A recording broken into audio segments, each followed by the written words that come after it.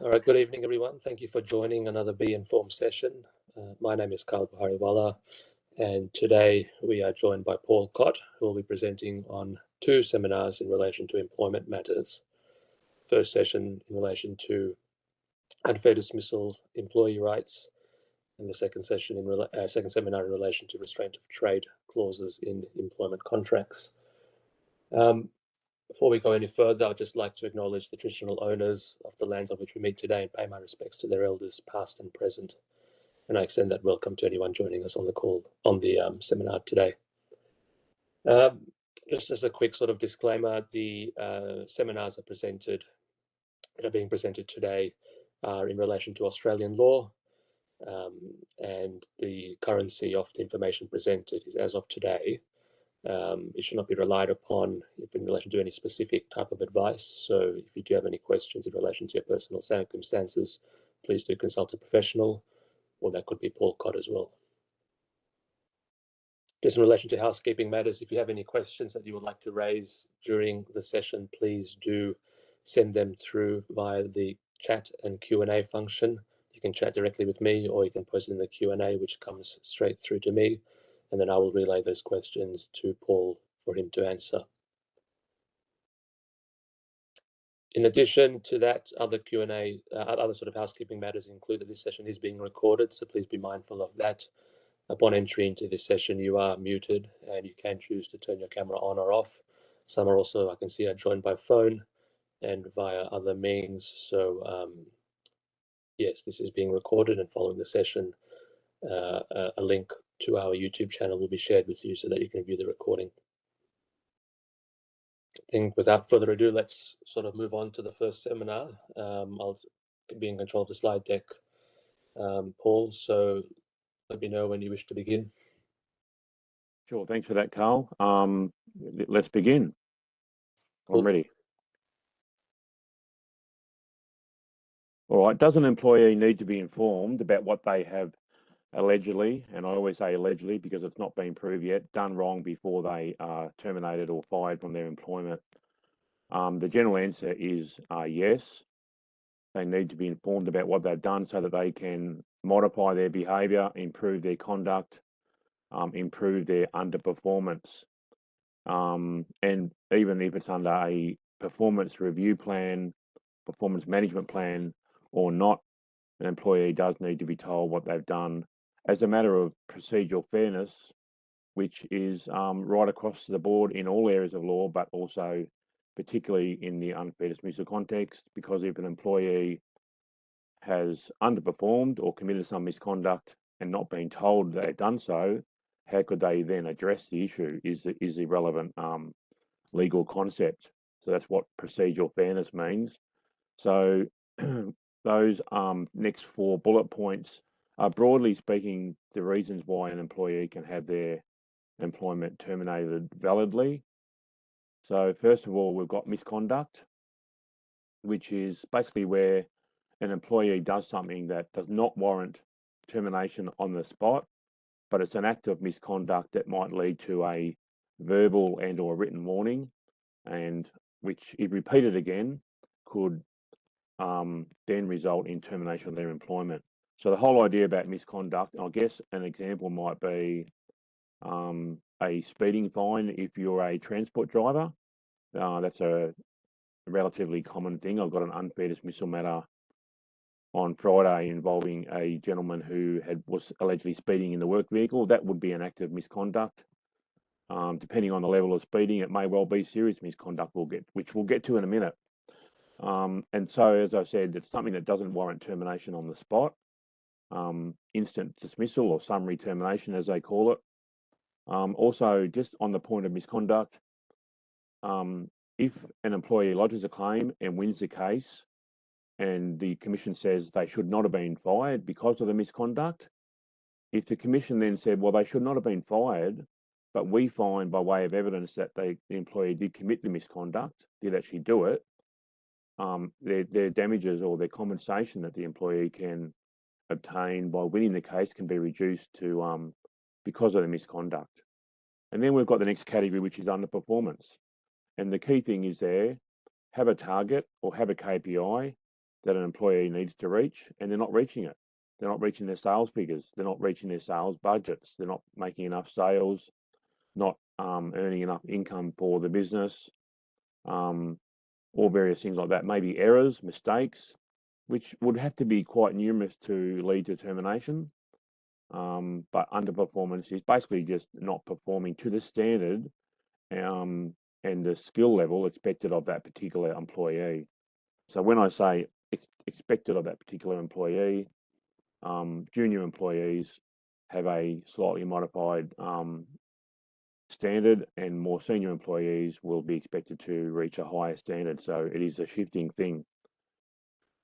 Then we have redundancy, a not fault-based or a non-fault-based concept that basically says that the job is no longer being done by anyone. The role that the employee was in no longer exists because of a restructure or because of a downturn. Unfortunately, during the COVID pandemic period, redundancies were quite common. I think at one stage, the filings were up by about 70% at one stage. That is a redundancy. The job no longer being done by anyone. The second element, which the employer must prove to be genuine, is that they consulted with the employee about the redundancy or the impending redundancy. And the third element of a genuine redundancy is that the employer genuinely considered if there might be another job in the enterprise. And the last category is the serious misconduct, which is something as the word suggests, is serious enough and it warrants dismissal on the spot. So basically, the employee would be walked out on the spot, for example. And in fact, the Fair Work regulations give examples, and they are theft, fraud, drunkenness, and assault. So those types of things. And also, perhaps going back to my example with a speeding fine, it might be that where the employee deliberately crashes the car and perhaps causes an injury to another person or to themselves or writes the vehicle off, that will definitely be serious misconduct. It has to be conduct that really strikes at the heart of the employment relationship, where a reasonable person would say that the nature of the relationship between the employee and the employee has broken down because of the misconduct to such an extent that it cannot continue even for a minute longer. So yeah, next slide. Thanks, Carl. So we did discuss then the broad categories on what basis an employee can lose their employment, but we're talking here about a valid reason. So those four we mentioned are valid reasons. Valid reason is more important than proper process. So if, for example, an employer terminated an employee's employment for being drunk at work, but the employer did not mention that to the employee and then sent them a letter a week later saying, we believe you were drunk. We are going to do an investigation. It will not be an independent investigation. We are going to investigate it ourselves. And then they make the employee wait for another 3 weeks to have another meeting where they validly terminate the employment. In that case, the Commission would be likely to say that because there's a very good reason for the termination, but the employer has not gone through a proper process, as in they waited too long, they didn't put the allegations to the employee in a timely manner, not basically straight after or very soon after the conduct. But being drunk at work would be deemed by the Fair Work Commission to be such an act that would strike at the heart of the employment relationship. And despite the fact that in the example I gave, the employer has been pretty shoddy with their process and not really given the employee adequate procedural fairness, it will be likely that such a situation will be held to not be an unfair dismissal because the valid reason would override it. So as I said before, valid reason are covered by the things I mentioned. Broadly speaking, serious misconduct, underperformance, and a redundancy. Next slide, thanks, Carl. So what entitlements should be paid out? And generally these things get paid out whether it is a termination by the employer or in legal terms at the initiative of the employer, or whether the employee resigns. So they are any unpaid wages up till the day of the termination.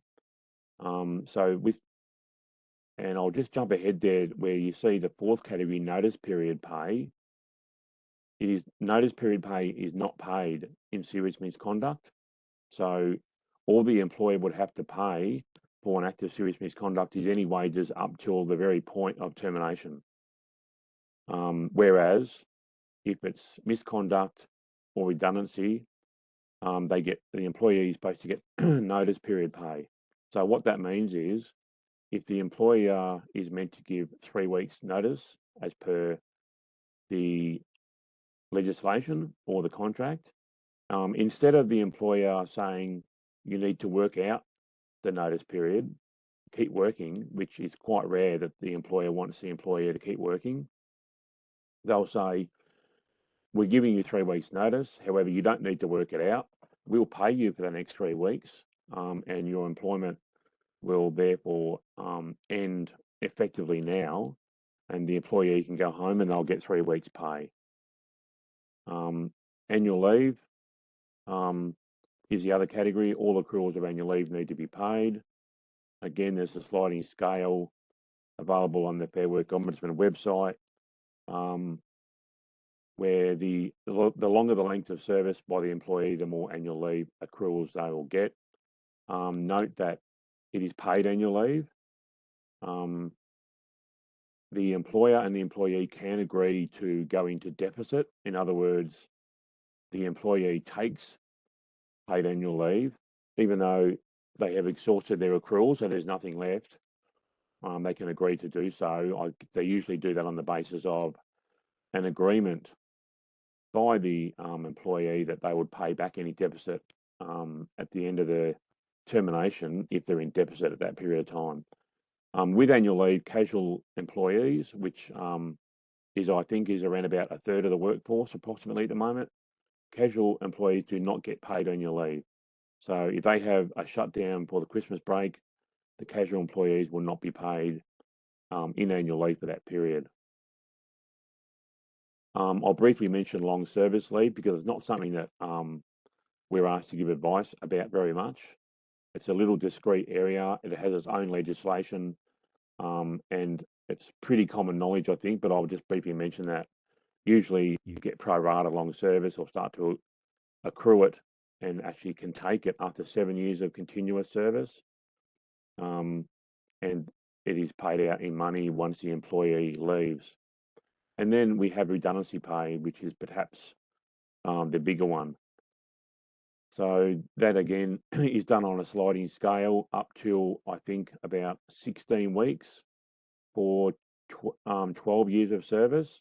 And then after that, it drops down to 12 weeks. So again, it's a sliding scale.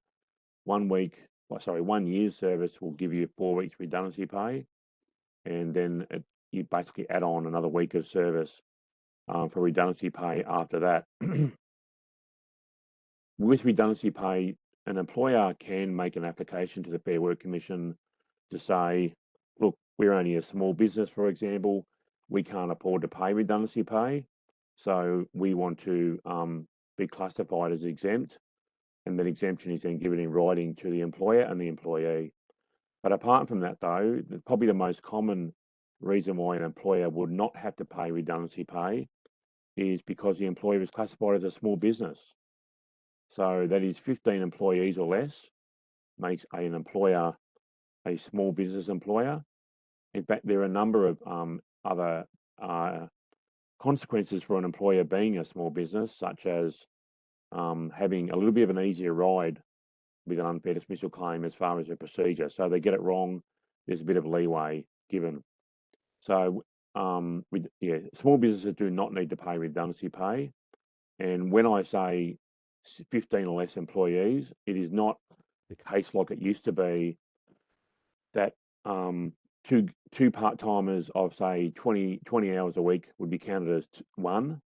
it is basically now a simple head count. So whether it's a casual, a part-time, or a permanent part-time, or a permanent full-time, that is now one employee. Each one is counted for the redundancy pay.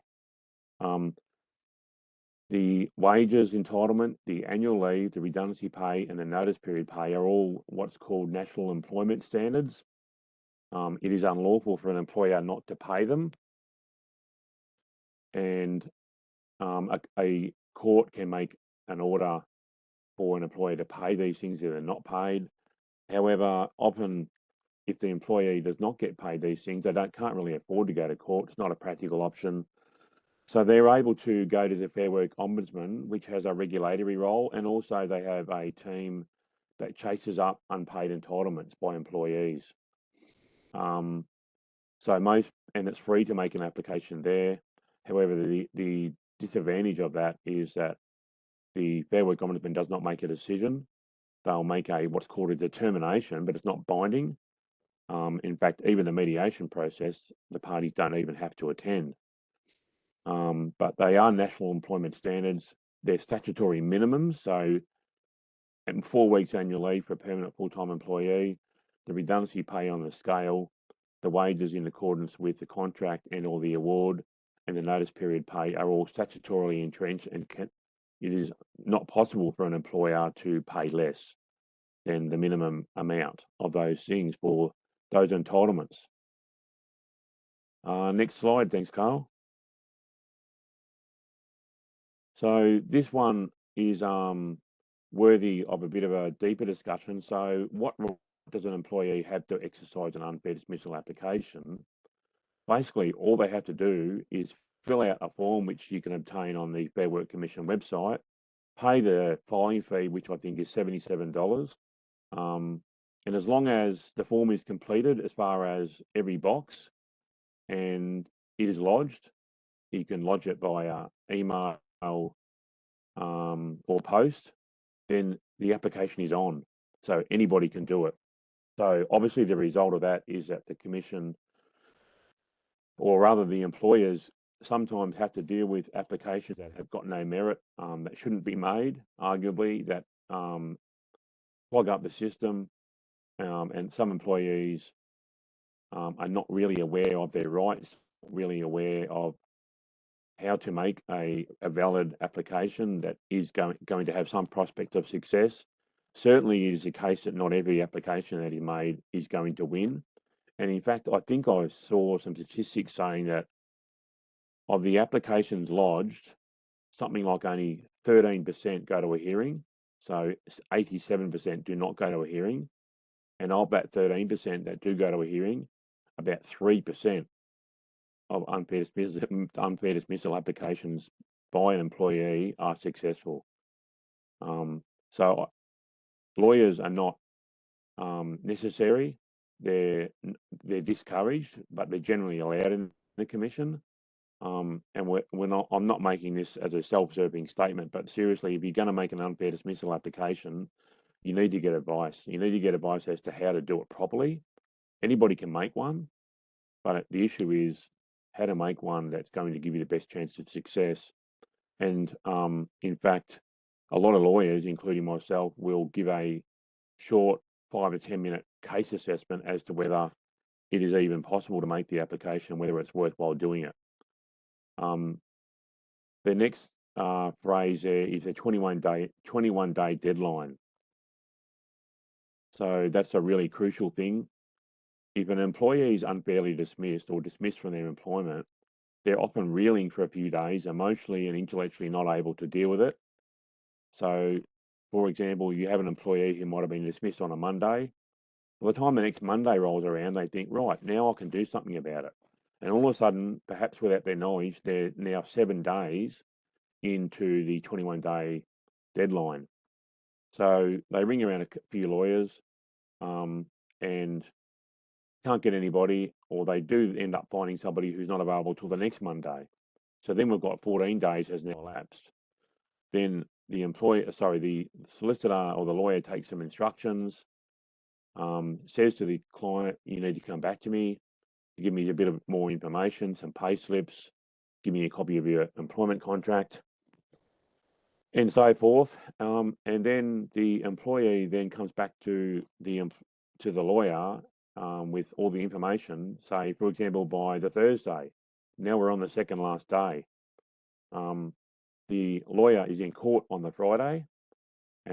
Thursday is a very busy day. 5 p.m. rolls around. The lawyer systems are not 100% up to speed, and so it has slipped his notice at the end of Thursday, although there is still a day to go, that he has not lodged the application. So it's due the next day. Then, as I said, the lawyer is in court on the Friday. Friday rolls around, he goes home, he realises on the Saturday that he didn't lodge the application. He is now late, the lawyer. So with the thing that you must remember about the 21-day deadline, it is very strict. I had a commissioner of the Fair Work Commission tell me once straight out that people should consider this deadline not extendable. However, the legislation does allow an extension of time in exceptional circumstances, and exceptional circumstances are a death in the family, having COVID for 3 weeks, or having an illness for 3 weeks, being diagnosed with cancer, a close relative dying, having no computer because you got burgled. They are really serious things, and they are genuinely have to be exceptional circumstances, something above and beyond the norm. If you want to have some guidance, which I think is quite interesting to read, the Fair Work Commission publishes what's called a bench book, and it's basically a really good summary for the non-lawyers, although lawyers often refer to it, of the law for unfair dismissal. And there's probably about 4 pages of the 21-day deadline request for extensions.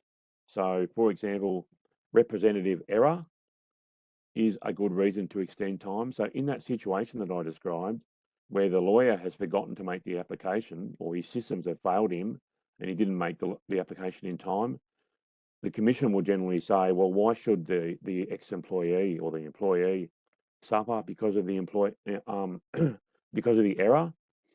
And so they'll extend time for that. But you'll see, if you ever read the bench book, that, for example, there's a case that an employee lodged 1 day late and it was not extended. There was another case where the employee was 2 months and 28 days late, but they had a really good reason. I think it was a serious death or illness in the family or something like that, and combined with a serious technological issue as well. And despite the fact that we had a case that an extension was not granted for after 1 day being late. In this case, for being late by 2 months and 28 days, the employee was allowed to extend. So it's very case specific, and just because you're 1 day late or 3 months late, it is really up to, are there any exceptional circumstances why the application was not lodged in time? Not being able to find a lawyer is not an adequate excuse. Not being aware of the law, not knowing about your right to make an application, not getting a termination letter from your employer, all those things would not count. And the last thing is what's called jurisdictional objections, a complicated term, but basically it means that the employee is not eligible. And I say to make or progress, it really comes down to not eligible to progress an application, because as I said before, an employee can make an application as long as they fill out the form correctly and pay the filing fee, it's done. So it's really more accurate to say, when is an employee ineligible to progress an application? So one is that they are not an employee, so they're actually a contractor. 2 is their income or their annual income is above the high income threshold, which I think is set at the moment at about $163,500, and that employee is not covered by an award. If they earn, say, 170K a year and they're covered by an award, they can progress their application. If they're covered by, if they earn 180,000, but they're not covered by an award, they are above the high income threshold. And finally, the last main category is length of service. So if the employer is a small business, the employee has to have a length of service of a minimum period of 12 months. Whereas if it's a non-small business above 15 employees, the employee has to be employed for a minimum period of 6 months. Now, the applications will still come on, so to speak, and the employer will still get served with the application. But what will often happen if the employee is ineligible to make or progress an application is that the employer goes to see their lawyer, and the lawyer says, well, hang on a second, this guy was only employed for 5 months in your small business or 11 months in your small business. He's not eligible to make an application. What the employer could do is to say, well, let's go and do a jurisdictional hearing where we object to the whole application. It's a complicated process, but it will be a hearing before a conciliation, followed by potentially a hearing. So the employer often says, on the advice of their lawyer, look, I don't want to get bogged down with this process. I don't want to go to a hearing and then a conciliation if it goes further, and then another hearing. Let's just turn up to the conciliation. Say we're going to say we're going to object to the application on the basis of the jurisdiction. They're not eligible to progress the application. And see we can conciliate and just resolve it early, and then the matter's finished. But rarely, in fact, very rarely, an employer will just say, no, he's not eligible on one of those grounds I said. I want to knock it out, and I want to go to a jurisdictional hearing where I'm convinced it will be knocked out. And in that case, it would not even progress to a conciliation. And the last slide there is what happens next. So basically the process is this. The employee lodges the application. It gets served on the employer or sent to the employer, usually via email. They then have to respond in writing to that unfair dismissal application. That response gets sent to the employer, gets sent to the Fair Work Commission. And in the meantime, through that process, notices are sent out by the Commission, such as we've received your application, here's a notice of conciliation, and any other necessary communications. A date is set for the conciliation, which is done over the phone, takes about an hour and a half, and see if we can resolve the matter that way. And is there any other type of legal claim to the Fair Work Commission is the last slide. If an employee has been dismissed. So say, for example, an employer has not reached the qualifying periods, but they took some sick leave, for example, and because of them taking sick leave, the employer dismissed that employee. That's not, that is unfair dismissal. They've been unfairly dismissed, but because they don't reach the qualifying period, a smart lawyer will say, well, hang on, you're not eligible to make an application for unfair dismissal. We can lodge what's called a general petitioners dispute. And that is to say, because of the fact that you're on sick leave, your employer dismissed you, that's unlawful. It's a breach of the Fair Work Act. It's not acceptable. An employee is allowed to take sick leave, and they should not have adverse action taken against them. And when I say adverse action, I mean termination of employment. So they're basically almost analogous to an unlawful termination. They're saying you've acted unlawfully in breach of the legislation, so you can make a claim for a general protections dispute for an exercise of the workplace rights. Another common example there is where the employee says, oh, hang on a second, I've done some research overnight and I don't think I've been paid enough. I think I'm getting underpaid for the last 2 years, and if I'm right, I need to get back pay. And the employer can then get on the defensive and say, oh, look, I'll look into it. A week passes, the employer says, what about my pay rise again? Have you looked into it? The employer says, I've been really busy. I'm going to look into it. I'll get back to you. Anyway, in the end, nothing gets done, and the employer just gets sick of it being asked about it. I'm not making any comment about how often this happens, but the employer then says, look, I've had enough of this guy. I'm going to get rid of him. Really, the reason, although he may not express it, is for making the pay inquiries.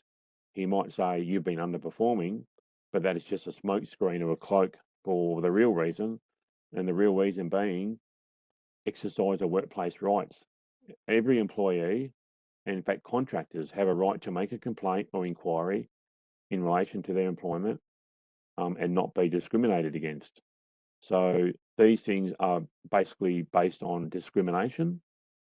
You've been discriminated against because of a particular thing that's mentioned in the legislation, which is a segue to the last type of claim, a fair bit more less common, less well known, but still quite often outcomes that can be achieved in the Victorian Equal Opportunity and Human Rights Commission, and every state in Australia has one of these. In addition, there's a Commonwealth one. In there, it's been said that the outcomes that employees can get if they have faced discrimination, not just in their employment, by the way, across all areas of life, the outcomes are almost at large. So the outcomes that can be achieved in the Equal Opportunity Commissions can be apologies, compensation, getting back to your job, which is a very rare thing. Reinstatement in the Fair Work Commission context is a very, very rare thing, even though it is meant to be the primary consideration. So in the Human Rights and Equal Opportunity Commissions, anything can happen as long as it's by agreement between the employer and the employee. So when I say discrimination, you might say, well, but discrimination for what? So such as pregnancy, there's a whole list of protected attributes. Pregnancy, race, religion, social origin, pregnancy, sexuality, sex, all those things are all protected attributes. And just briefly, I will mention this because it became a hot button issue last year. Refusing to have the COVID vaccine for whatever reason it might be is not a protected attribute unless that protected attribute is linked to refusal to have a COVID vaccine because of the religion. So yeah, it has to be listed protected attributes. You can't just say, well, I've got another job outside work, therefore you shouldn't discriminate against me because the employment that I do outside work is allegedly incompatible with this main job. That would also not be protected attribute, and you would not be able to make a claim for discrimination for that. Thanks, Carl.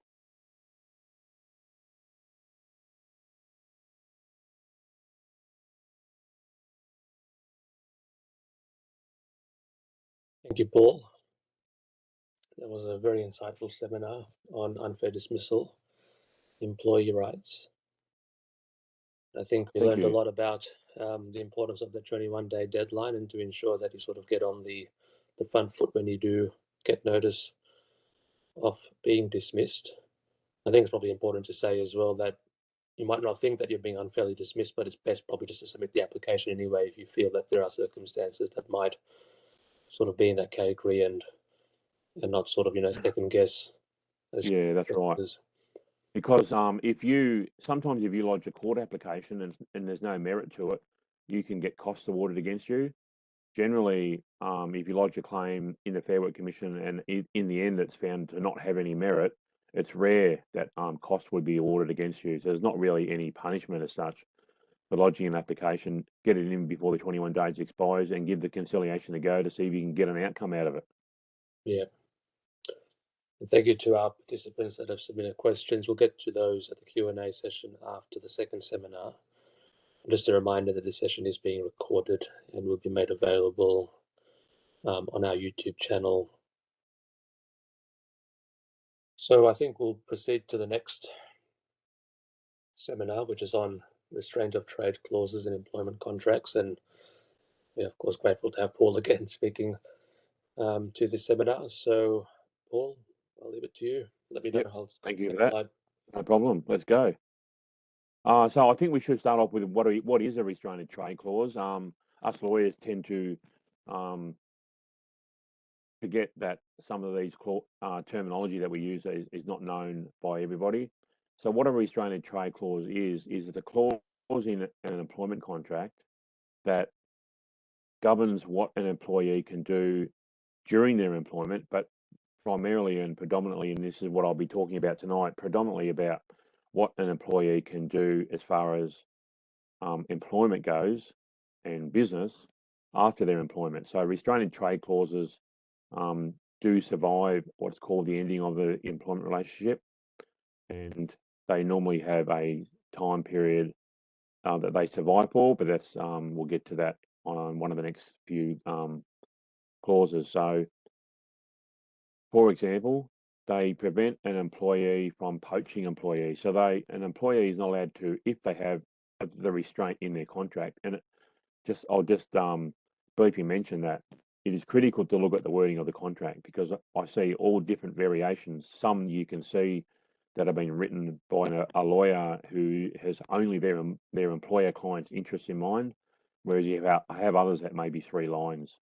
So poaching employees, an employee is not allowed to say, hey, I'm going to go over here, or I'm going to go and set up a business doing the same stuff. You and I have got the same knowledge, skills, and experience. We know what we're doing. Let's go and set up a business. Come with me. That would be prohibited quite commonly under these clauses. Soliciting clients. So the word soliciting means that you have to be doing something active, which has always been the law, that an employee is not allowed to leave the employee, go to another competitor business, or even set up their own business and ring up the clients from the previous business, or put out on social media, LinkedIn, Facebook, oh, hey guys, I'm here, come across to me. Here's my phone number. I'm going to accept any approaches. Come with me, leave them. I'll be better. I promise you, you'll get a better deal. I'll look after you.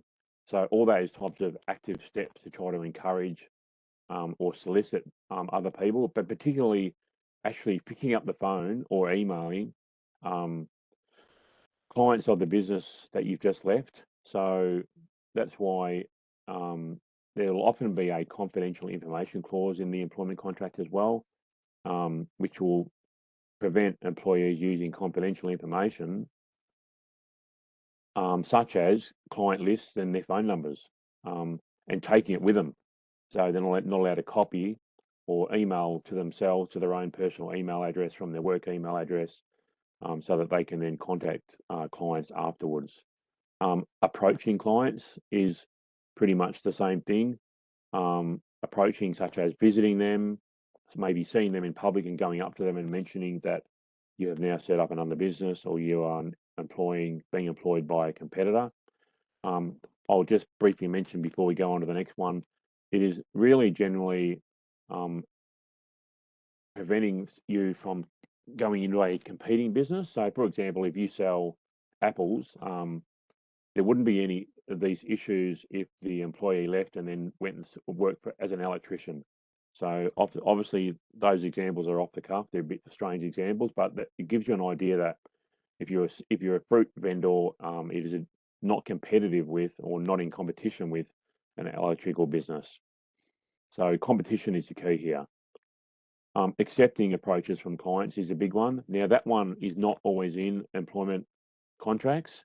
So you'll often have one, and I've got a example one here that I've actually drafted for my client, who said that they would not be so hard-nosed as to put in accepting an approaches prohibition.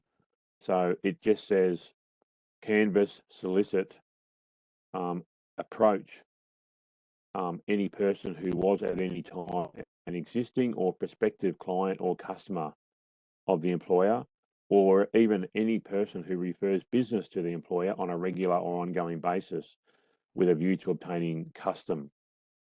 So that clause can, as you can see, even referring to referrers, tries to bring in a wider class of people that prevents the employee doing business with. So accepting approaches will mean that the employee has done nothing, absolutely nothing, but answer the phone call, and a client of the old business rung them up and said, we've heard on the grapevine, or we've seen on social media, or some rumors say, is a better example, that you've set up in business. And then once the employee has that conversation, and then even intimates indirectly to kind of come across with me, they probably breached that contract, or that clause of the contract. Again, being an employee of a competitor business would breach the clause. and setting up a business in competition. Just before we go to the next phase, I'll just give you a little funny little example. We had a client who was desperate to set up a business in competition, had already done so, and said, look, now that I've done it, am I going to reinstate? And I said, well, probably. You breached it, but one thing which is always relevant is, because you have to act in the best interest of your client, is your ex-employer going to know about it? And usually they do. And they said, well, yeah, probably. And I say, well, why do you say probably? Because I've set up in business in the very same building that my employer was in. So they're going to see me going up and down the stairwell in the lifts. So they had no hope of their employer not finding out about it. Other times, geography or going interstate or going overseas, the employer may not hear about that. Thanks, Carl. Are distance and time restrictions in such clauses enforceable? That is often the key thing that we look at, and it's often the most controversial. An employee said to me last week, well, why should I be restricted from working in any business in competition for the whole of Australia for the next 10 years? Because that's what they were prima facie being prohibited from doing. So that would probably not be reasonable. To prohibit an employee being able to work in a competitive business in the whole of Australia would not be valid. So what the court will do if these issues went to the court, which would be basically usually because the employer makes an application or claims damages or seeks an injunction, which is an order of the court against the employee to stop them doing what they were doing. So the court will look at the interests of the employer, which are not having their client list damaged by them all getting up and walking out and going to the competitor business run by the ex-employee. So the interest that the employer has in their goodwill and their reputation and their clientele against the interests of the employee, which is a critical thing. And the interests of the employee are just as important on an equal footing to the interests of the employer. The interests of the employee being that they have a legally protected right to use their knowledge, skills, and experience to earn their income in their chosen field. They might have been in the electrical trade for 20 years. Now, why should they be prevented from earning income in that trade? So we're talking now, what are the interests? The employee protecting goodwill, in particular their client base. And in addition, there's the other interest which is relevant is that the clients. Now, I have had myself many years ago was alleged to have breached such a clause. And one of the critical things that my new employer wrote back to my old employer and said, Paul did nothing active for these clients to get up and leave you. In fact, their clients have an absolute unhindered choice to choose whichever service provider that they wish to go to. You can't interfere with that. The issue will be, should the employee be held to account for it? So clients will not be prevented from choosing a service provider just because an employee has got up and left one business and gone to another, allegedly, or even if not, in breach of their employment contract. Their clients have a right to choose their service provider or their product issuer. As against the employee, the right to earn a living by using knowledge, skills, and experience, and the public interest that is preserved. The public wants skilled workers out there who do have the knowledge, skills, and experience to be able to service clients, properly, and utilize their knowledge, skills, and experience. It's something that the public has got an interest in. Otherwise, they might be deprived. So, for example, if you come across where there's a shortage in an industry caused by the fact that a whole series of restrained trade clauses were in existence but not challenged, and so the employee electrical people, for example, then said, well, we'll just change our jobs, then the public's got an interest in ensuring that electrical services are available. Thanks, Carl. Are parts of such a clause which say, and I'll read out the one that I've drafted, and as all lawyers do, and I'm guilty of this, is that we use precedence. So this has been drafted up by somebody else. I've got hold of it somehow, and it's a standard in the industry. So, for example, are parts of such a clause saying such restraint clauses are valid and enforceable and so unable to be challenged valid and lawful? So the wording of this particular clause is the employee acknowledges that each agreed restraint specified is reasonable and necessary to protect the genuine business interests of the employer. So they're basically trying to cut out the court's role in reviewing the in reviewing that contract. And it also says that each party agrees that this clause cannot be reviewed and is a reasonable protection and a balancing act for both parties' interests. So if this went to court, and as I said before, and we'll get to a slide later on where I talk about how often these matters get to court, if a court was to say, look at a clause that, and they find it a bit of an insult, where the court then says, well, I'm powerless to do anything here. There's a clause here that says that a court does not have power to review this clause, or this clause also says that it is binding. Both parties agree that it is reasonable and necessary. And so the court might say, well, my hands are tied, I can't do anything about it. And so what the court might then do is look at it and see if they can find an ingenious way to get around it and to review it after all.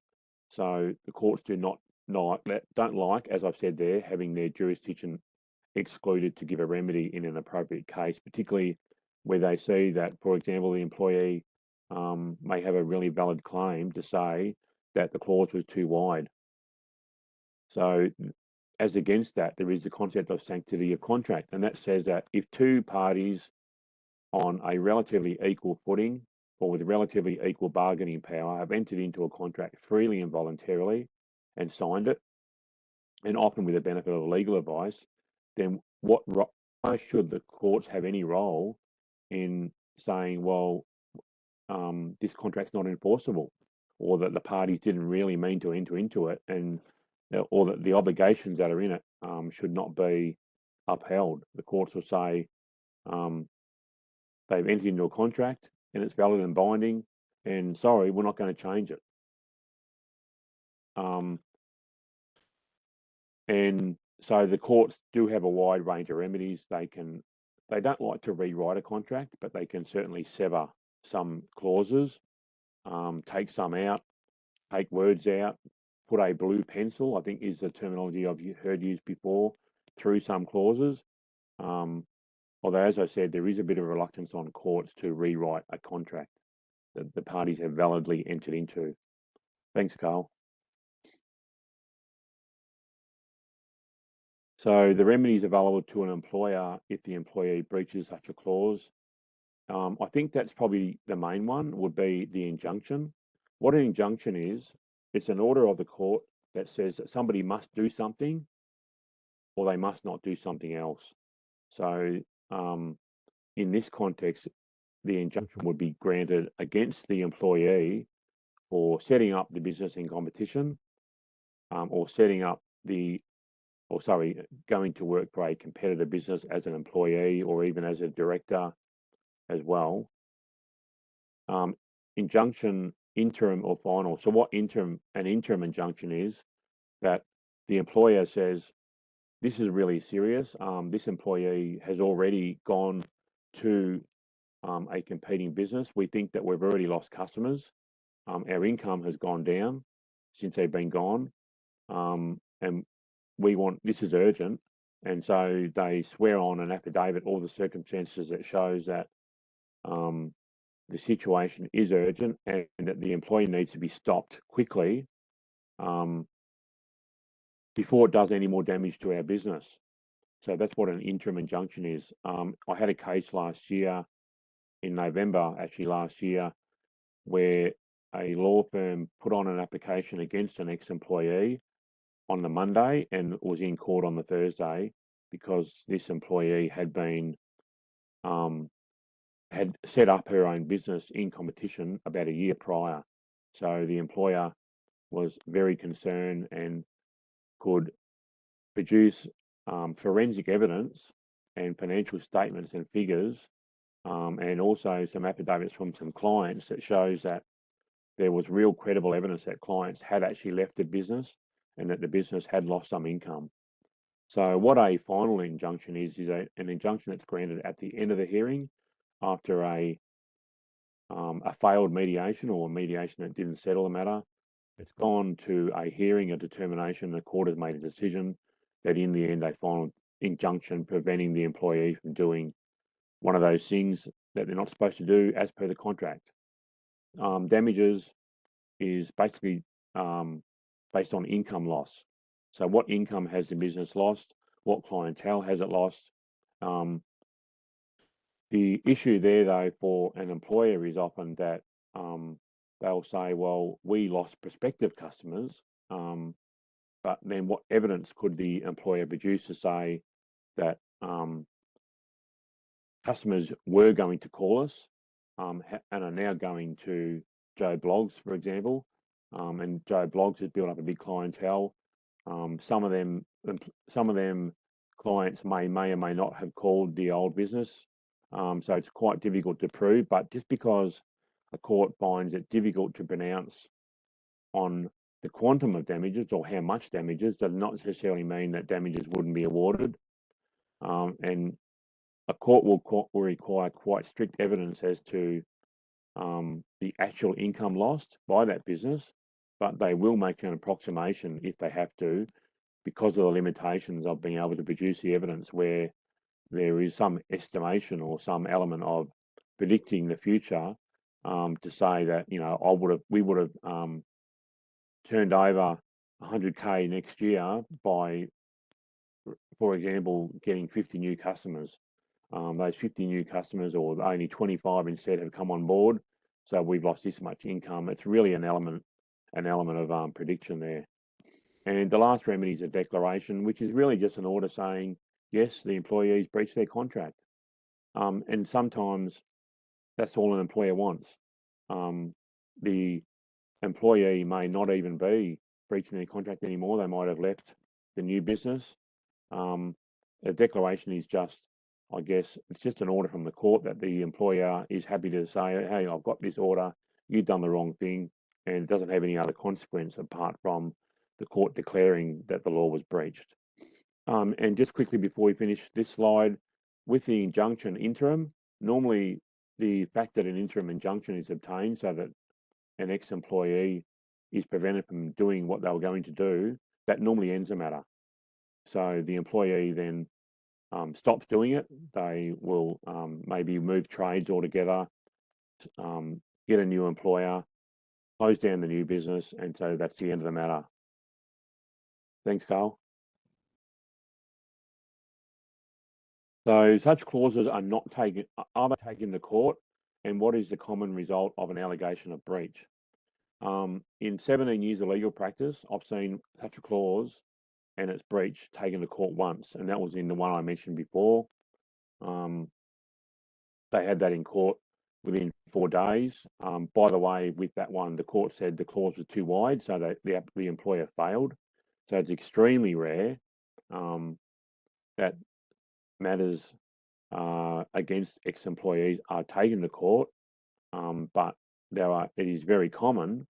The allegations of breaches, letters cross my desk all the time saying your client has breached his employment contract by various things, and it's normally resolved by negotiation, sometimes resolved by us just saying, we're not going to change our mind, we're going to continue to operate the business we've gone into, because your clause is too wide. And I'll just mention, I don't think I did before, what they're called is cascading clauses. So to save them from being held invalid, what employers often do is say, the employee is restrained from operating in Australia, but if that is too wide, then Victoria, but if that is too wide, then Melbourne, But if that is too wide, then in a 5 kilometre radius from the Melbourne CBD, that is a distance restriction. Sometimes what they'll then say is, as far as time goes, the employee is restrained for 12 months.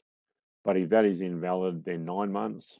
Then if that is invalid, then 6 months. And if that is invalid, 3 months. So that is a recognition. And those cascading clauses are very common. It is a recognition by employers and their lawyers that these clauses may well held to be invalid. And as I said, the only one that I've ever known that went to court was held invalid. It was too wide. I think what it did is restrain this particular lady from operating in, I think, one of the allied health industries, physiotherapy or something like that, for 2 years. It was drafted so that it restrained her from operating for 10 years, and then 5 years, and then 2 years was the lowest level of restriction. The court said even 2 years is too long, so the claim failed. So litigation is expensive, as we said. Employers know this. Once the employee moves on, there's often a bit of noise, and go and see a letter and send a nasty letter off, see what happens. And if it doesn't get what they want, the employee is saying he's going to drop what he's doing, then the employers often move on. The employee's left. They're out of our lives anymore. These things are often politically based. It might be that letters alleging restraints of trade are often done where the relationship between the employer and the employee did not end very well. And so they're politically motivated, so to speak. The employer is just having another go back at them, at the employee. So it is pretty rare that these matters are taken to court. And it is a complex area of law. And to be honest, you would have to get counsel involved. So you're going to have a law firm who will then brief a barrister. The barrister will give advice, appear in court. So we're looking at, 5 to 10 grand pretty much soon, not sooner, not long after we get the letter, not long after the court application is made, and then so forth. So a complex area with a lot of uncertainty as to what the outcome would be. And so generally people do not litigate these things at all. Thanks, Carl.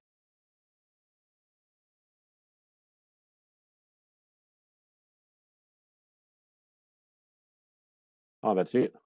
Thank you, Paul, for another great seminar on restraint of trade clauses in employment Thank contracts.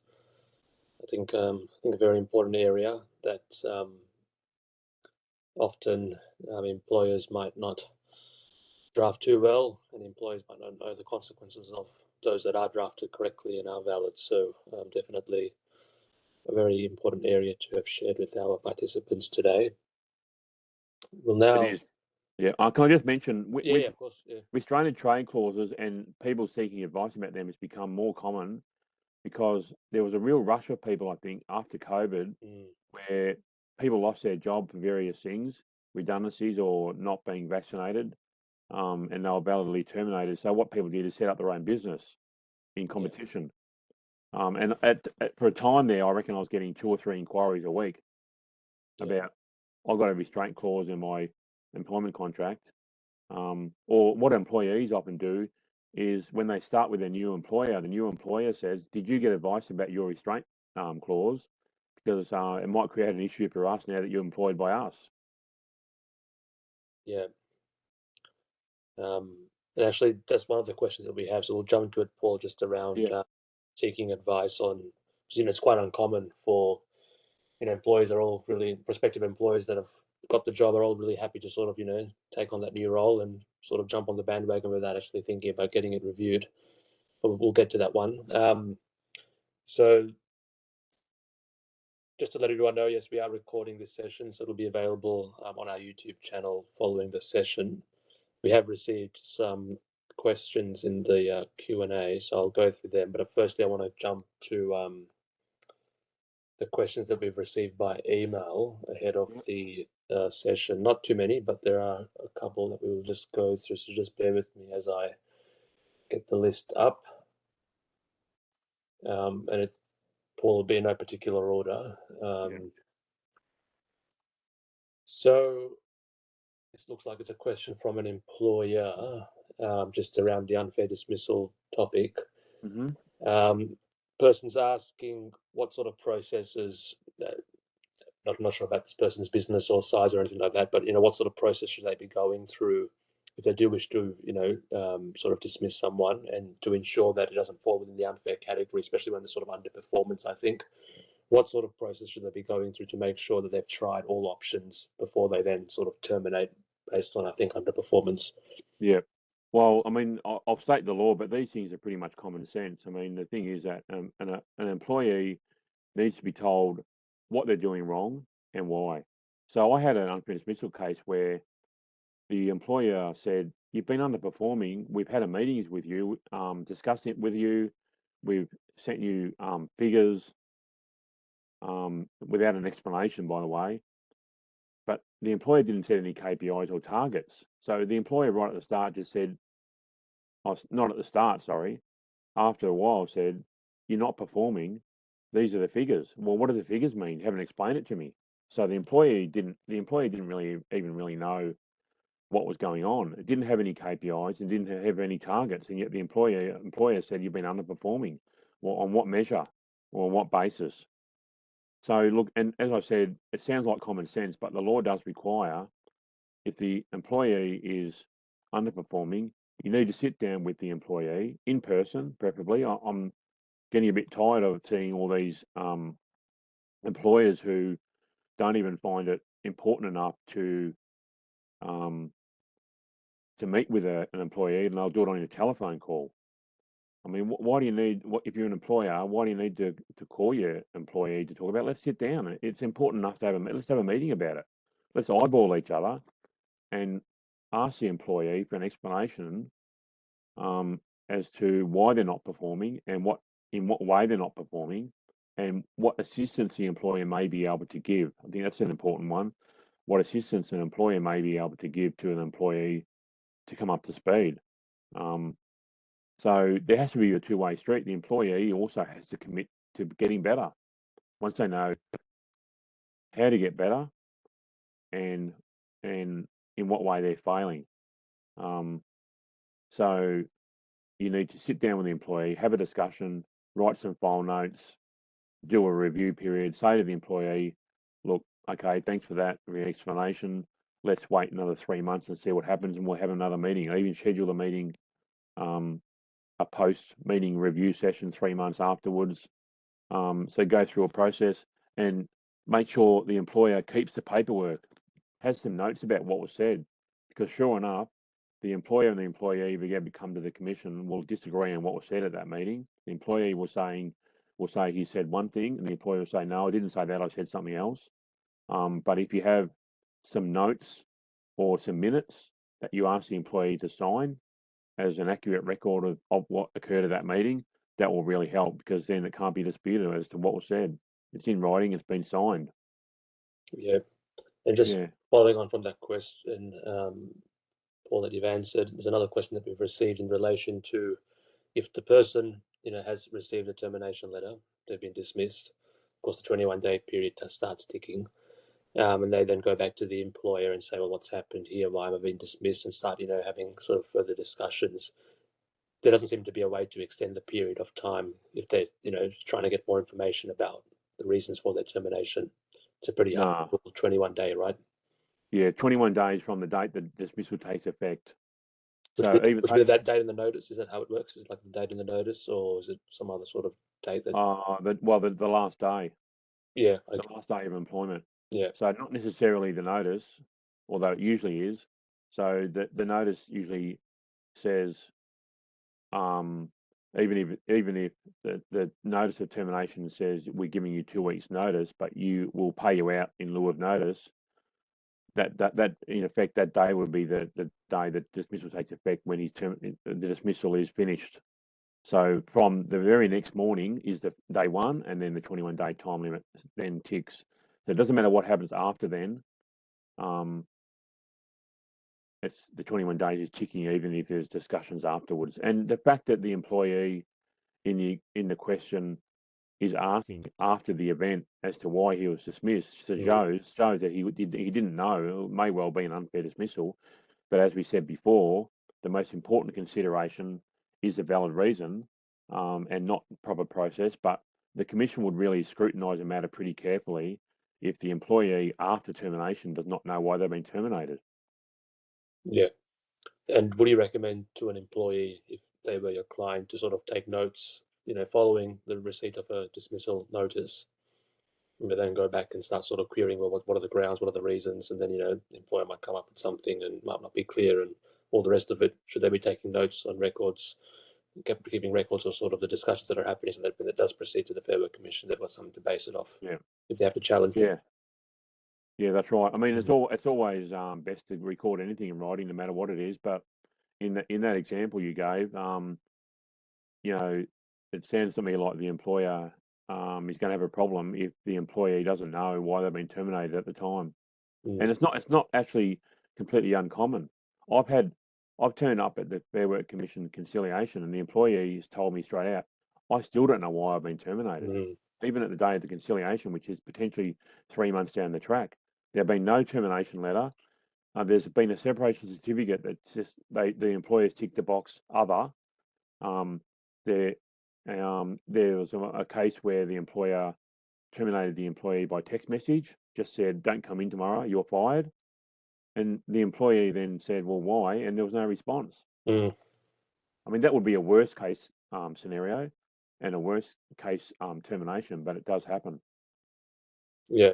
And even in those circumstances, I'll just jump to a question that we've received actually in the chat. But if in those circumstances, the person's asking if they are actually terminated without valid reason, and it's just a blunt text message saying you're fired, don't come tomorrow. Yeah. Uh, can the employer then justify its reason later on, or does it have to be sort of made apparent at the time that the person is dismissed? Oh, it should be made apparent at the time they're Mm. dismissed. But, in rare cases, there might be some explanation why the employer didn't give a reason beforehand. Yeah. So, for example, um, if the employee is intoxicated at work, Mm. and I mean, on a high level of intoxication, and the employer then dismisses them, and then the employee the next day, when he doesn't even remember what happened, says, "Well, why I've been dismissed?" And the employer will say, "Well, you've drunkenness. I mean, that's serious misconduct under the Fair Work regulations. The fact that you didn't know about it before your termination or at the termination, or the fact that you don't remember it, is irrelevant. You did the act, and you're fired." Yeah. Yeah. There's one question that's come through in the emails beforehand with regard to costs, and this is an employee making an application for unfair dismissal. Yeah. They have to pay the $70 application fee and engage lawyers and all the rest of it, um, or advisors. If they do succeed and it is an unfair dismissal, can they recover those costs? They can make an application. It will be rare. What they'd have to do, there's a section of the Fair Work Act that says that to get costs, you have to show not just that the other party lost the case, but they behaved completely unreasonably. I mean, not even unreasonably, but very unreasonably, irrationally, vexatiously. They put in a defence to the claim that was hopeless, found to fail. So it's a very high level. So generally, it is a pay your own cost jurisdiction, with the exceptions that are contained within the legislation, but not easy. Mm. And just following on from that, Paul, as you've mentioned, the Fair Work Commission doesn't sort of prescribe that lawyers be in attendance at these hearings. Um, should an employee do it on their own, or should they really consider getting an advisor just to make sure that they understand process, know what to say? What are your thoughts Well, on knowing what I know and from my that? experience, every employee or every employer ideally should have a legal representative or a paid agent, even at conciliation. Mm. Now, the Fair Work Commission has an official stance to say they discourage representation, that we are informal and we're cheap and we're quick. But the reality of it is that the unfair dismissal jurisdiction has become that complex that employees, you don't know what you don't know. So an employee might be very, very proficient with words and able to craft a very clever looking application. But if you don't know what you don't know about the Fair Work Act, it might be that they're a casual for example, and they haven't worked on a regular and systematic basis for 12 months or more, and so they're not even eligible to make the application, even in a case where the employee's been dismissed by text message. Mm. So generally the parties need to what's called seek leave from the commission at a hearing, which is basically, and sometimes you get asked to seek leave at the conciliation. So what the conciliator or the commission will say, why should we allow legal representation? And you have to convince them that it would be allowed. And basically the main ground, and there's a section in the Fair Work Act, the main ground is that it would be unfair for that person to not be represented because basically they don't have any experience in the Fair Work Commission. And it would be a relevant factor too if, say, if the parties turn up, whether at conciliation or at hearing, where the employer is represented but the employee is not, or even vice versa, where the employee is represented but the employer is not, then it might be that the commission will say, no, we're not going to allow representation. Let's make it a level playing field. Let's discourage lawyers. So lawyers have got a bit of a reputation for complicating things and making things more adversarial than what they should be. But at the same time, it's my experience in the Fair Work Commission, lawyers can set parties' expectations so that they're more reasonable, and so parties more generally know where they're at. So I think lawyers are a good thing in the commission. So officially, they're discouraged, but in practice, they're usually allowed. Yeah. We'll jump to restraint of trade clauses, Paul. Yeah.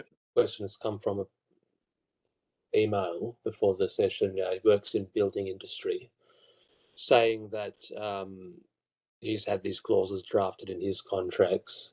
He or she, sorry, they've had this clause drafted in their contracts. Restraint of trade mentions that they've used the sort of, class of, they've done. I think they've done it as cascading. It sort of mentions a few years and the distance from the place or the suburb where that business operated. But I sort Yeah. of classed it as what is that? I think the building or construction industry from his note. Would that be too broad, or do they have to be a bit more specific? Like, can you restrict someone from participating in an industry at a sort of at a macro level, or should they be sort of focusing on the electrician trade or plumbing trade or carpy or sort of get more Um, specific? are you asking whether they can be restrained from being in the building industry at all? Yeah, will that be too broad? I think that person's asking that. I think currently in their contracts they've got it at that sort of broad level. Might that No, be too no, broad? way too broad. I mean, that doesn't Mm, even have what you just described doesn't even have a geographical or a time restriction on it. Just you can't work in the industry. No, yeah, that wouldn't be yeah, upheld. yeah. So if that participant's on the call today, I think might want to get that checked out to ensure that it's would hold up. Yeah. Yeah, we'll jump to another question that's come through. Just flicking through the. Oh, it's just one more on restraint of trade, actually. In terms of referring to injunctions and sort of, the stopping orders and all that sort of thing, Yeah. how easy are they to obtain? This person's asking sort of how easy are they to obtain if I think that person would be the employer. How easy are they to obtain and sort of is there a long delay or can they sort of apply and it's pretty much just Uh, well, sometimes it depends on which court or which jurisdiction, and really depends on the workload of the court, and depends on the time of the year. I'd imagine things are not getting on very quickly this time of the year now, leading up to Christmas.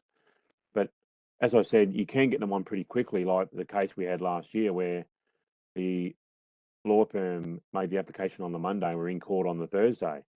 Mm, But you'd have to really show, you can't just lodge the paperwork and say this is urgent and not say why. There has to be some genuine urgency. yeah, So, for example, if there's a statement that you've got in writing or verbally from the other side, from the other party saying that I'm going to continue doing this and I'm getting heaps of clients from yours and ha ha ha, isn't that great? Then it might be the court would say that that is urgent because damage will be being done to the business. yeah, The court will look at the evidence, um, to see whether it is genuinely urgent, because everybody's matter is urgent to them, which, that's no disrespect, that's no criticism.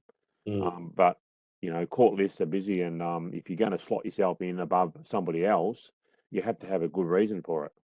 Yeah. So they're not easy to obtain. An injunction is a very specialised, it's part of the law of equity. So you really need some good advice and probably barrister to get into court. You're looking at it in the Supreme Court, that type of thing. Yeah. All right, we'll now jump through to the questions that have come through in the chat, and we'll just take those through to the end. We might be finishing early, given that there are not that many questions, but we'll just go through them one by one. So, Paul, the first one, I think you did touch on this point during your first seminar on unfair dismissals, but around sick pay. If the person is unfairly dismissed, do they get to recover any of that, or do they lose all of that? Oh, yeah, you don't get it. It's pretty rare. I think I might have seen it once in my whole career. Mm, Even if are a dedicated employer who turns up all the time and even goes to work sometimes when you're not feeling the best and mm, accrue a whole load of sick leave, you generally can't take it with you, unless. And I'm not aware of any award that has it, unless there's something in an enterprise agreement or an award that you can cash out your sick leave at the end. mm. Then you can, but generally you don't get it. They're very, very, very extremely rare. Yep. Um, Another one that we've received, Paul, is around the letter, the termination letter. What happens if the employer just doesn't want to give anything further? I think we touched on this before about not providing reasons, but um, if the employer can't extract anything further, they just have to pretty much just wait until it comes to conciliation and then through to the hearing to sort of, voice their concern against the employer.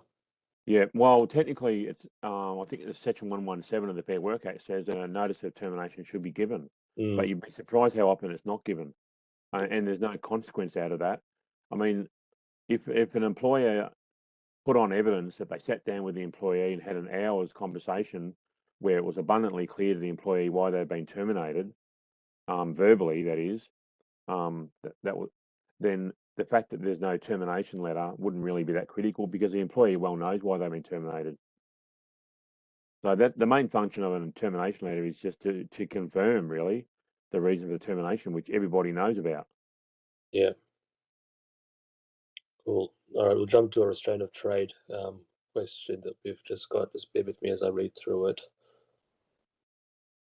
So this person is asking us, well, with the restraint of trade type clauses, you mentioned around approaches that you might received, that an employer might receive after they've sort of left the employ of of the former employer. Yep.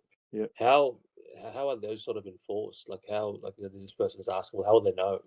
Pretty hard, isn't it, to sort of know who's being approached by, unless you sort of can see that it's the same client list. It's pretty difficult, one would think. It is, and that's a practical matter I often go through with my employee clients. I've had a couple who said, "Look, I'm going to I'm going to breach the contract, and I'm going to do what I'm planning on doing. I might be in breach of it, but I'm going to take the risk." Mm, And that's their choice. I might say to them, "That's a bit silly. You shouldn't do it. You've now told me you're going to breach the contract. Um, maybe I have got an ethical obligation to really say you shouldn't be doing it." But in the end, um, I can say, "Well, if you want to take the risk, if as long as you're aware of the risk, then that's up to you. It's a matter for you." And I'm sure I'll never hear from them again. The employer will probably never find out about it. And you're right. If an employee was walking down the street and they had a disgruntled ex-client of the ex-business who then says, "I'm going to come with you. I'm sick of them turkeys over the other side," then the employer will probably almost certainly not know, because that disgruntled ex-client, is an ex-client. Sometimes these clauses actually prevent you from being um, doing business with ex-clients too, by the way. So that's why I mm, mentioned ex-clients. So in that case, the employer will never know about it because they've lost the client anyway. yeah. And Paul, you mentioned this during your seminar, and this person has asked a question in relation to confidence information clauses and how they sort of sit with, I think, the restraint of trade clauses. Yeah. How this person's asking, well, if the definition of a confidential information clause includes client lists, does that sort of also provide a lever for the employer to stop the past employee sort of using that It client list does. to their advantage? Yeah. It does, because if an employee or ex-employee is, say they set up their own business and they have a client list, the question would be, to me, is why do you have it and how did you get hold of it? Mm, And did you copy it while you were employed at the old business with a view to doing this in the future? So it's which makes the breach of contract even worse because it's planned. mm, You know, the employer was taking active steps, and perhaps it was done during work time, while they should have been working. yeah. Instead of working, they were planning on setting up a business in competition and taking that information and copying it. Or, as I Mm, said, by way of example, emailing to their own personal address, although there'll be a record of that, those details with a view to doing that after. So it's almost like it's a pre-planned um, breach of contract, which makes it potentially even worse. If it's a spur of the moment thing, the court might say, well, it was an impulsive decision he did at the time. He might regret it, even though he breached the contract. But if there's some pre-planning involved, then it might be that it takes you months to get that information. Well, that's really a predetermined breach of the contract. yeah. And there was a second part to that person's question. I think this person might be an employer. What happens if our contracts just have a confidential information clause only, which is pretty standard, and no restraint of trade clause? Could they just rely Yeah, on confident, or is it a bit weak to rely on the no, confidential? that's a good question. And not every employment contract. There was Mm, one a few weeks ago. Not every employment contract has a restraint and trade clause. So that's actually a really good question. Um, but there is a common law restrained trade doctrine. So, or there's common law restrained trade concept that operates not in the same, well, operates in the same way, but on a much weaker version. mm, So, the employee could still be in a bit of trouble if they do those things, and the common law would step in and say, basically, um, what's reasonable here? Is it reasonable what you did? Is it reasonable to protect the employer's legitimate interests without reference to the wording of the clause?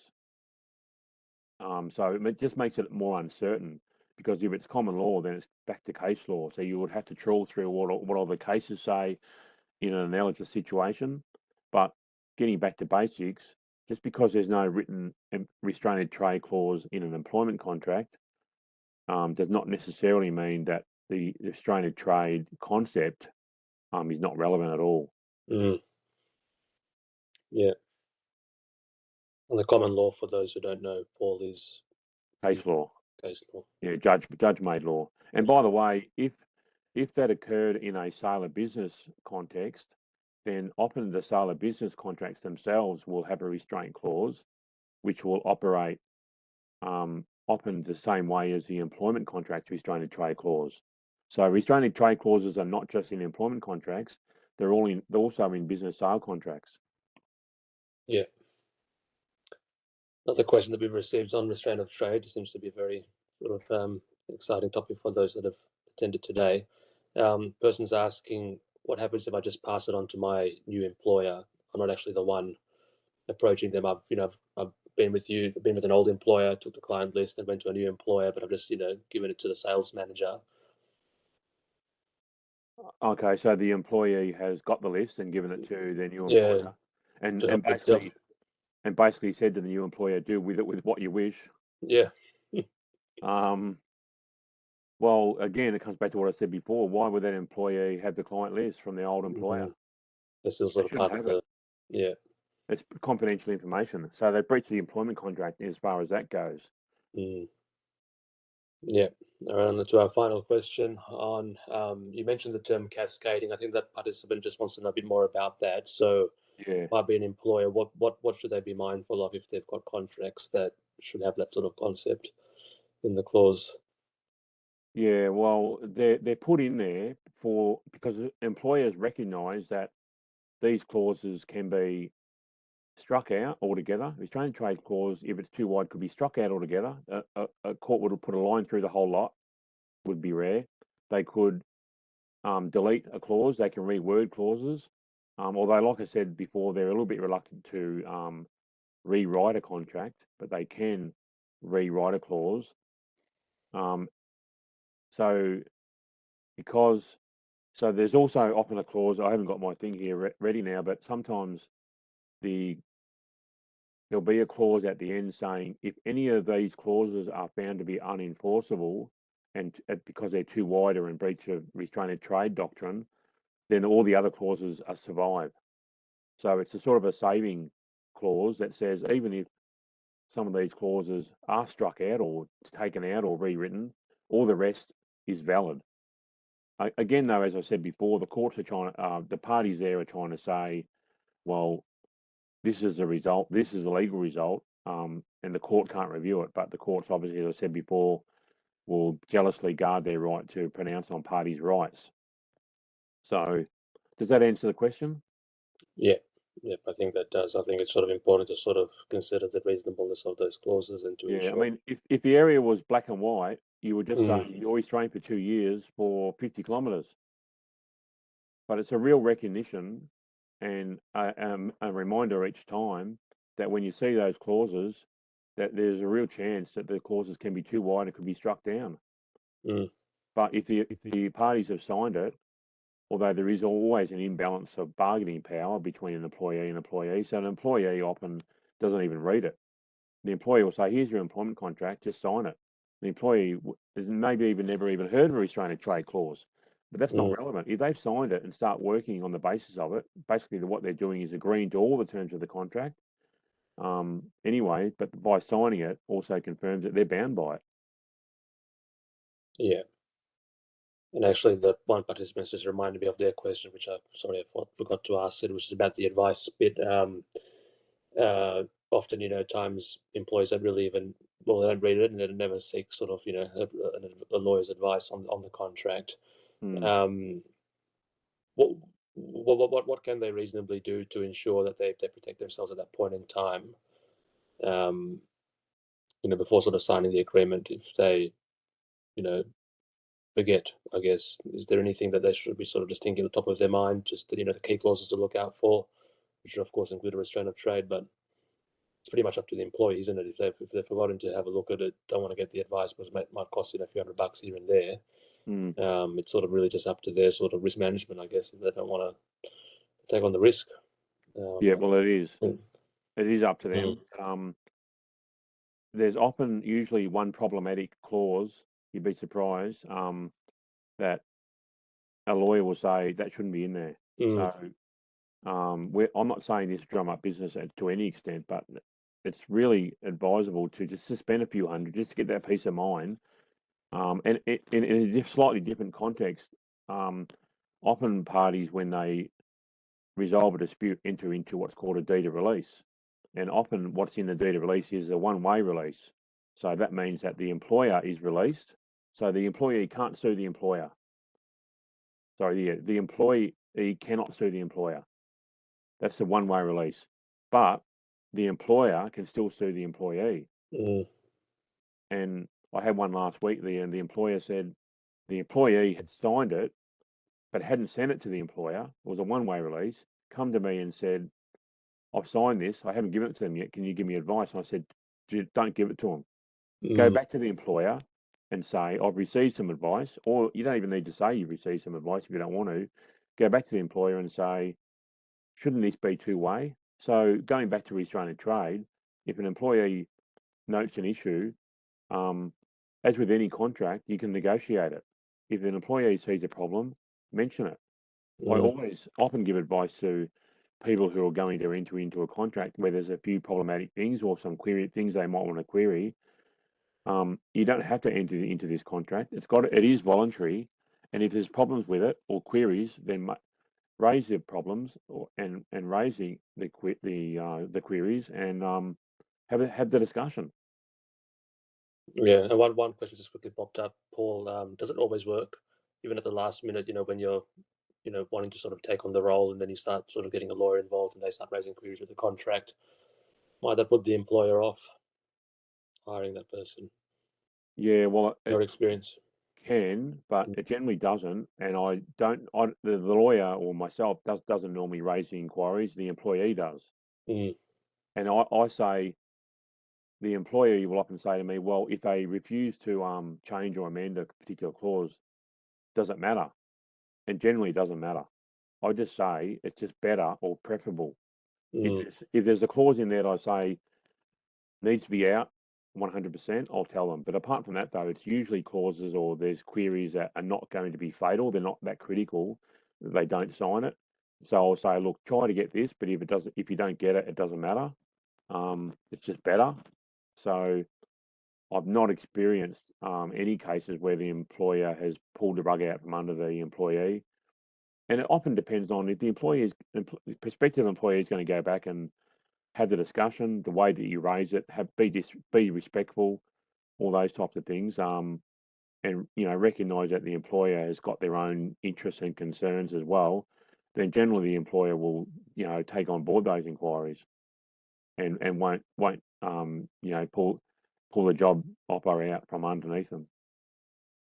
yeah. Well, that wraps up our Q&A. So I'd just like to thank Paul Cott for delivering those seminars that were very insightful, one on unfair dismissals and the other on restraints of trade. Paul's details are on screen. If you have any further questions that you would like to ask him, please do feel free to reach out to him. And just a reminder that the recording of this session will be made available after the session on our YouTube channel, so feel free to view that at your own leisure again and share it with family and friends so that more and more people can be informed when they're going about making their decisions in relation to their employment matters. To those that have registered, thank you. You'll be receiving an email after this session with a one-page handout for both seminars that's been prepared by Paul, so that you can keep that on file and refer to it whenever you wish to. His details will also be on that one-page handout, so if you have any further questions, feel free to reach out to him directly. Yeah, just a reminder to sort of share our page on social media. We're on Facebook and LinkedIn and YouTube, and we sort of rely on those that have attended or those that are presenting as well to share this initiative with others. I found it be informed to help people make good decisions.